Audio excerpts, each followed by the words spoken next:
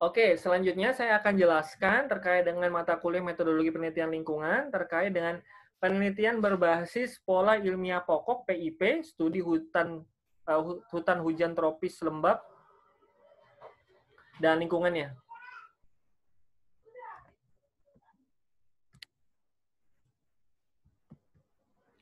Nah, pertama, saya mau menyampaikan dulu visi misi program studi S1 Teknik Lingkungan Universitas Malawarman.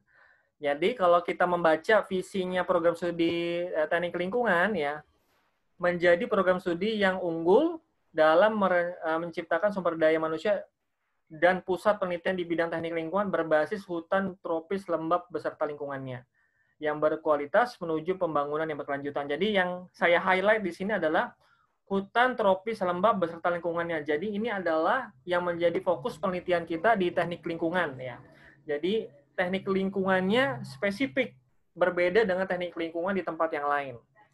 Misi program studinya, sistem perkuliahannya berbasis KNI, teknik lingkungan. KNI itu adalah Kerangka Kompetensi Nasional Indonesia.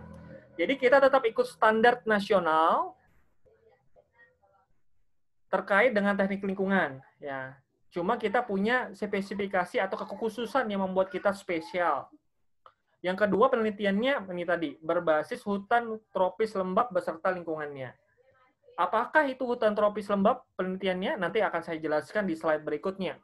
Yang ketiga, publikasi karya ilmiah dan aplikasi penelitian. Jadi sistem perkuliahan KKNI, penelitiannya spesifik, teknik lingkungan berbasis hutan tropis lembab beserta lingkungannya. Yang ketiga, harapannya ada nanti keluarannya berupa publikasi karya ilmiah ataupun aplikasi penelitian. Tujuan program studi S1 Teknik Lingkungan, menghasilkan lulusan yang profesional, inovatif, kreatif, berjiwa usaha yang mampu bersaing di tingkat nasional dan internasional. Yang kedua, menghasilkan karya ilmiah dan paten dalam upaya mendukung pembangunan berkelanjutan berbasis hutan tropis lembab dan lingkungannya. Yang ketiga, menjalin kerjasama dengan lembaga pemerintah maupun swasta dalam pengembangan ilmu pengetahuan dan teknologi untuk kepentingan pembangunan yang berwawasan lingkungan dan berorientasi kepada pemenuhan kebutuhan masyarakat. Yang selanjutnya adalah memberikan pelayanan kepada masyarakat dalam bidang teknik lingkungan baik nasional maupun internasional. Jadi tugas kita di kampus itu adalah pendidikan, penelitian, dan pengabdian masyarakat. Tentu saja itu harus berjalan lurus dengan menghasilkan lulusan yang profesional, inovatif, kreatif, dan berjiwa usaha. Ya. Nah ini dia deskripsi bahan kajian PIP Unmul, hutan hujan tropis lembab dan lingkungannya untuk jenjang diploma dan sarjana. Nah, jadi kita masuk yang ke poin 1, entitas lingkungan fisik. Jadi yang pertama, kita bisa melakukan penelitian itu yang terkait dengan keadaan geografis. Memuat tentang keadaan geografis, astronomis, iklim, musim, cuaca di lingkungan di lingkungan wilayah hutan hujan tropis serta karakteristiknya, dan negara, provinsi, serta kabupaten kota di Pulau Kalimantan yang termasuk wilayah hutan hujan tropis. Nah, jadi apa sih yang membedakan antara teknik lingkungan dan ilmu lingkungan? Kan kalau kalian lihat ada program studi ilmu lingkungan. Perbedaannya adalah kalau teknik lingkungan objeknya itu kebanyakan ada lingkungan abiotik ya. Abiotik itu ya tanah, air, udara, dan seterusnya. Sedangkan kalau ilmu lingkungan itu biasanya ke lingkungan biotik. Lingkungan biotik itu berarti yang hidup. Dia objeknya itu misalnya saja hewan, tumbuhan, biodiversitas, lebih ke arah sana dia. Yang kedua, deskripsi beban kajiannya juga bisa terkait dengan air, tanah, batuan, energi, dan bahan mineral. Tetapi kalau batuan ataupun bahan mineral itu kebanyakan di teknik geologi ya, ataupun teknik yang lain. Kalau kita lebih fokusnya ke airnya misalnya, air tanah, lalu bisa juga terkait dengan air bersih, terkait dengan air minum, air limbah, dan seterusnya. Kita juga masuk di poin 1.6, eksplorasi pemanfaatan dan penggunaan sumber daya alam dan lingkungan. Memuat tentang prosedur, aturan, norma, hukum, dan lain-lain dalam pemanfaatan hutan hujan tropis dan lingkungannya sehingga tidak berdampak buruk bagi kehidupan.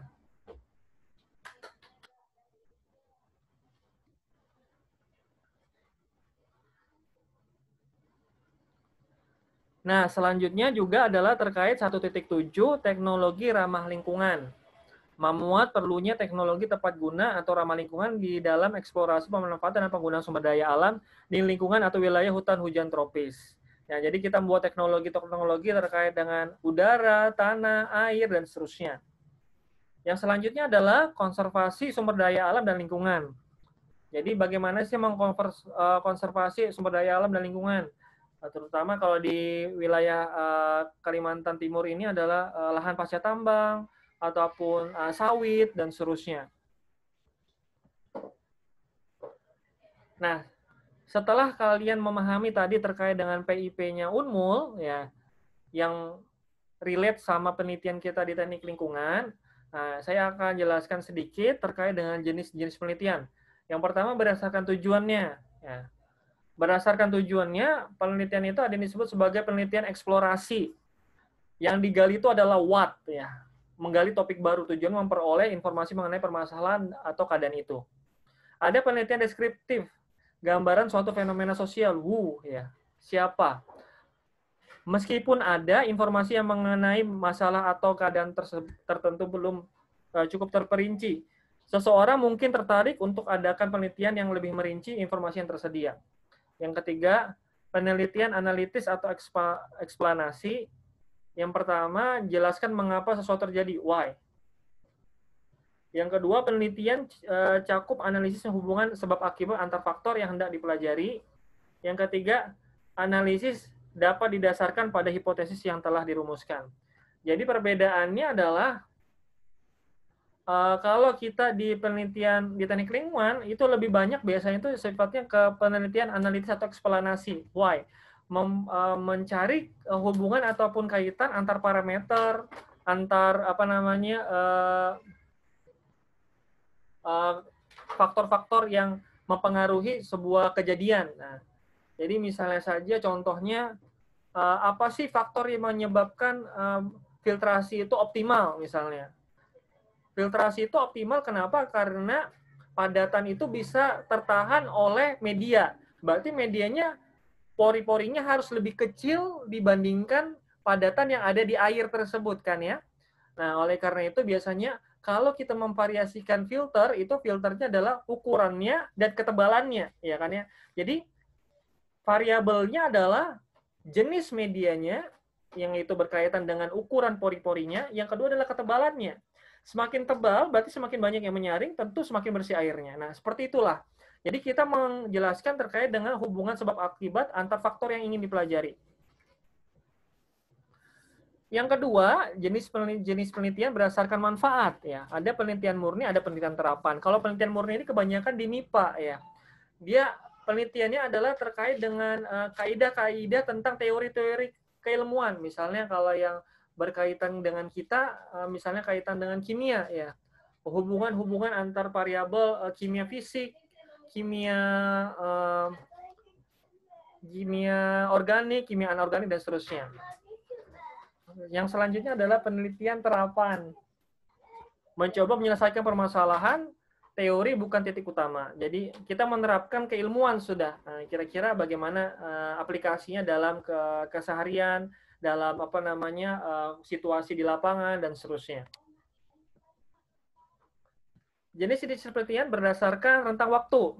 Ada cross-sectional research, ada longitudinal research. Kalau cross-sectional adalah penelitian terhadap sebagian dari gejala populasi pada suatu waktu tertentu.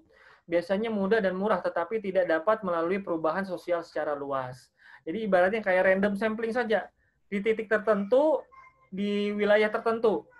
Tidak mewakili keseluruhan, tetapi lebih mudah ya. Longitudinal research, penelitian terhadap suatu gejala sosial dalam jangka waktu tertentu dilakukan lebih dari sekali. Lebih rumit dan lebih mahal, tetapi efektif untuk melihat perubahan yang terjadi pada satu periode waktu yang panjang. Dan informasi akan lebih kaya. Misalnya saja contoh, kalau kita penelitian tentang ada namanya indeks kualitas air, IK, atau indeks kualitas udara, IKU, indeks kualitas lingkungan hidup, IKLH. Nah, biasanya kita misalnya kalau untuk IK, indeks kualitas air itu adalah misalnya ngambil sampel air di sungai. Misalnya 10 km per kilometernya kita ngambil satu sampel. Jadi ambil sampelnya itu sekitar 10 sampai 11 titik. kita lakukannya itu adalah berdasarkan kalau di Samarinda ini ada 2 musim, musim kemarau dan musim penghujan. Nanti akan kita lihat kualitas airnya, dan dari situ dia lebih dari sekali, lebih rumit, lebih mahal, tapi kita bisa melihat trennya dari waktu periode yang panjang. Jenis penelitian ini terbagi lagi atas yang pertama panel study, time series, cohort study. Karena panel study pengamatan atas kelompok orang yang sama dalam waktu yang berbeda. Jadi kalau panel study itu adalah orangnya sama tapi waktunya yang berbeda. Ya, jadi kalau misalnya kita melakukan kuesioner, orangnya sama, beberapa bulan kemudian kita tanya lagi dan tanya lagi. Jadi kita punya perkembangan kondisinya. Time series, pengumpulan jenis informasi yang sama tentang perubahan gejala dari sekelompok orang dalam waktu yang berbeda sehingga dapat dilihat ada tidaknya perubahan dalam kelompok itu. Itu tadi contohnya tadi adalah kalau time series itu adalah per tahun ya. Misalnya tadi kualitas udara, kualitas air dan seterusnya.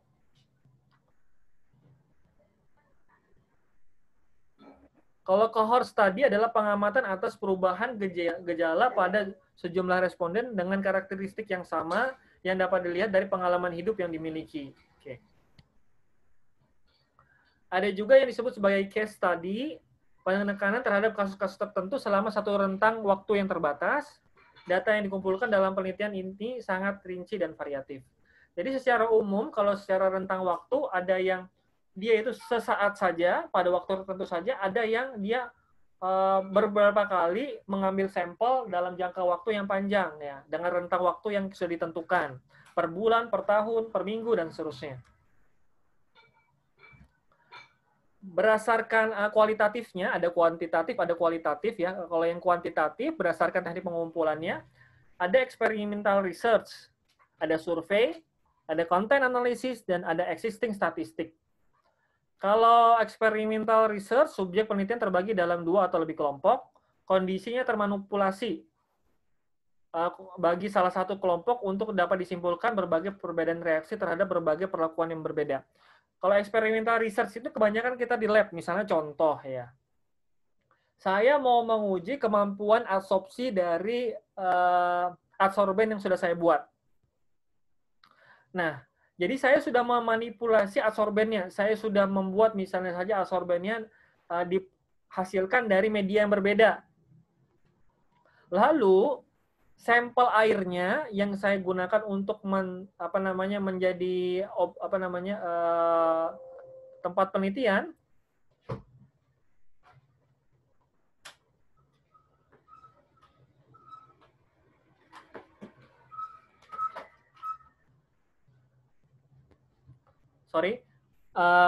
sampel airnya saya buat konsentrasinya itu saya ketahuin. Misalnya 10 ppm, misalnya sampelnya adalah sampel warna misalnya. Jadi sampel warnanya sudah saya ketahui konsentrasi awalnya, lalu medianya adsorbennya sudah saya buat, lalu saya lakukan treatment. Maka saya mengetahui berapa konsentrasi awal sudah saya kontrol dan berapa kualitas airnya setelah pengolahan. Nah, itu experimental research. Kalau survei, penelitian dia mengajukan dengan pertanyaan tertulis dalam bentuk kuesioner atau wawancara lisan yang hasilnya direkam. Jadi kalau survei, misalnya saja kita buat kuesioner, lalu kondisi sosial ekonomi dari sebuah daerah dan seterusnya. Bisa saja seperti itu. Konten analisis, peneliti kumpulkan data atau informasi dari material bersifat simbolis, gambar, film, teks, lirik lagu. Nah, ini kalau penelitian-penelitian misalnya di FIB dan seterusnya ya, dia ngelihat film, ngelihat lirik lagu, lalu analisa dan seterusnya. Apa sih kontennya ya? Ya, konten YouTube. Ini ada konten YouTube orang diem aja di dalam di depan kamera device-nya 2 jam nggak ngapa-ngapain, jadi viral. Nah, dianalisa kontennya. Apa sih yang menyebabkan bisa viral dan seterusnya, kayak gitu misalnya. Existing statistik, penelitian menggunakan data statistik yang sudah ada dan susun kembali data itu dalam bentuk baru yang lebih sesuai dengan penelitian sendiri. Jadi misalnya kita ngambil sampelnya di BPS, di Badan Meteorologi dan Geofisika, lalu kita membuat tren kira-kira dari pengumpulan data-data statistik tersebut, bisa saja seperti itu. Kita bisa buat modelnya dan seterusnya. Kalau yang kualitatif, berdasarkan teknik pengumpulan datanya, dan ini pertama field field research. Jadi studi lapangan. Penelitian tidak mulai dari perumusan masalah, tapi dari memilih kelompok masyarakat yang akan diteliti. Peneliti amati langsung subjek penelitian di lingkungan alaminya selama jangka waktu tertentu. Yang ketiga, peneliti membuat catatan berkala berdasarkan kegiatan atau kejadian sehari-hari. Peneliti memperoleh fokus penelitian. Ini kebanyakan penelitian-penelitian yang sifatnya sosiologis, kondisi-kondisi lapangan, orang-orang sosial, ekonomi, dan seterusnya. Yang kedua, historical comparative research. Peneliti kumpulkan data yang menjelaskan aspek-aspek kehidupan sosial dalam periode-periode yang berbeda dalam bentuk-bentuk kebudayaan yang berbeda. Biasanya peneliti gabungkan teknik pengamatan, wawancara, dan dokumen statistik. Mungkin demikian. Terima kasih.